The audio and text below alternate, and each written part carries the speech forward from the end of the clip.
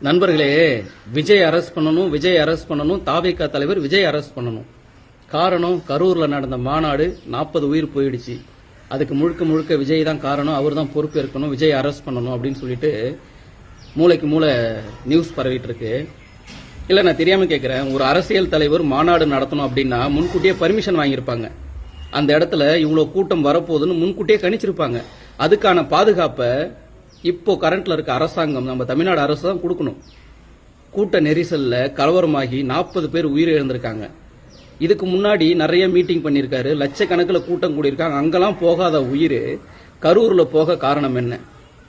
நாமக்கல்ல மீட்டிங்கை முடிச்சுட்டு கரூர் வராரு, கரூர்ல மக்களை பார்த்து பேசுறாரு, பேசும்போது கலவரமாகுது, கூட்ட நெரிசல்ல 40 உயிர் போயிருக்கு.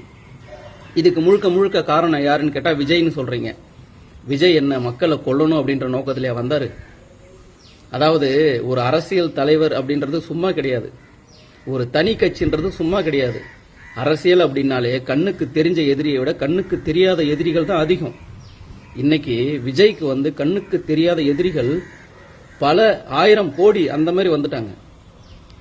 அப்படி இருக்கும்போது ஒரு கலவரம் நடக்குது, ஒரு விபத்து நடக்குதுன்னா அந்த விபத்து எதனால நடந்துச்சு, அந்த கலவரம் எதனால நடந்துச்சுன்னு கண்டுபிடிங்க. இன்னைக்கு விஜய் அரெஸ்ட் பண்ணு, விஜய் அரெஸ்ட் பண்ணு நீங்க சொல்றீங்கன்னா, நீங்க சொல்றதெல்லாம் நம்புறதுக்கு நாங்க மக்கள் முட்டாள் இல்ல.